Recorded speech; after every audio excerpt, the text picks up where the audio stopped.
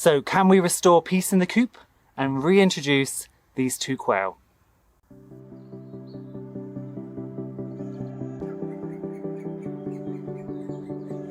So let's check back in on these baby bunnies and make sure they're all okay.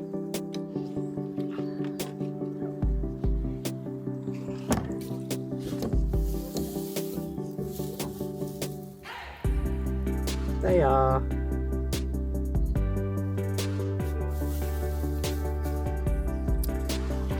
Now there is a little bit of blood down here, as you can see, but that is completely to be expected. She's just had 10 babies, and she's a mammal, so obviously there are placentas and lots of stuff to come out after birth.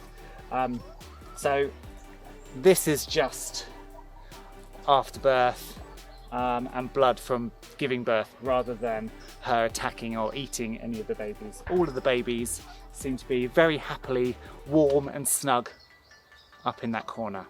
The girls think it's spring too. I'm really excited that this will be the first year that we're on site all year and we can see what lives in there. We've never been here long enough to see birds or animals going in and out. There's definitely some sticks in the entranceway, so it's being used by something. I need to buy a ladder in the next month so I can get up there, because obviously I don't want to disturb anybody once they start nesting. So before the end of February, if I haven't got a ladder, we'll just have to watch. But I need to get a tall ladder so I can have a little investigation. So these two got beaten up a little bit about a week ago, and you can see this girl still has a bit of a plucked head, but it's healed and it's not bleeding anymore.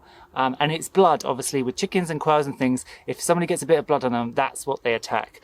Now it's kind of healed and you can see the feather growth is coming back. She should be okay to pop back into the coop with the others. And it'd be nice to get you back with everybody else, wouldn't it? So as many of you know, I haven't had many problems with Coturnix quail turning on each other and scalping each other.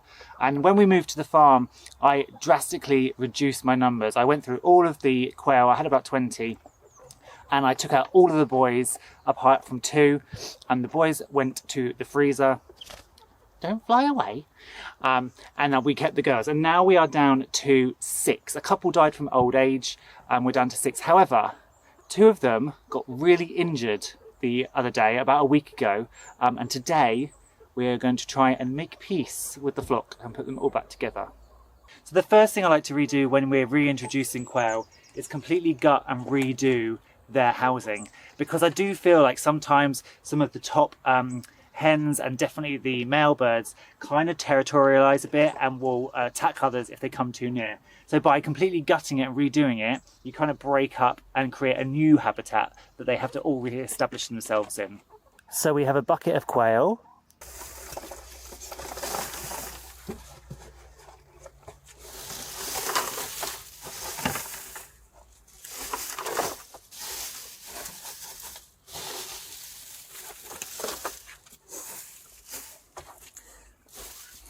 I have used hay before instead of straw, but I find that hay doesn't break apart, so you end up with a mat of hay covered in poop, so it's way better to use straw or sawdust.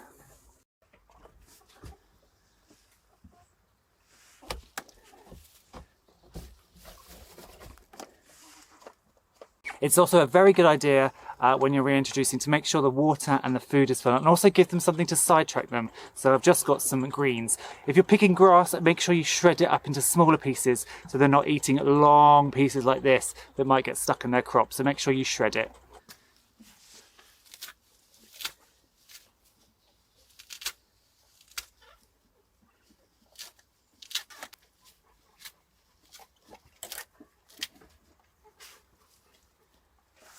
Okay, so now let's go and get the 2 that have been recovering.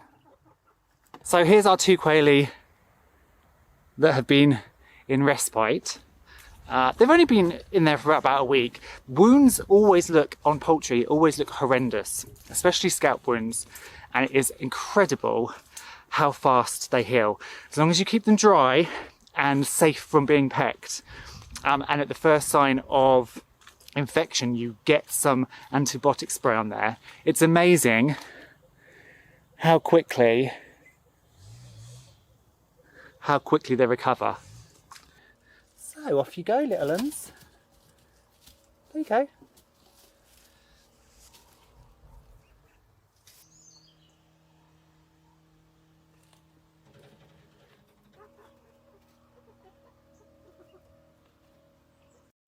And now let's put our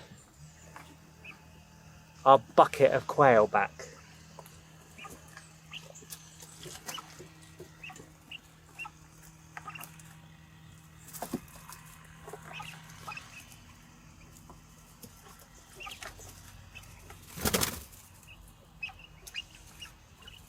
There you go.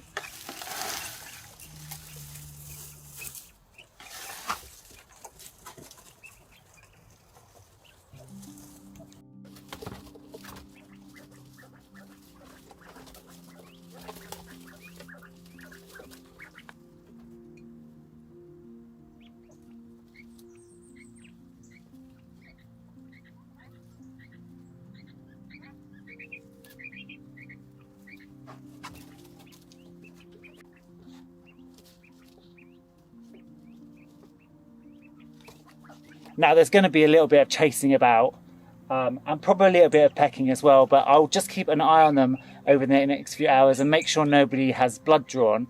If they do, I'll take them out immediately, but I've done this many times before, and generally if you kind of completely gut their hutch as we have done and re-put it in there and put stuff for them to occupy themselves with, you can normally sort the issue out pretty quickly. Especially, and I should say, the ones that have gone back in are girls. I wouldn't try and put a boy necessarily back in, especially one on his own, because he would definitely get beaten up.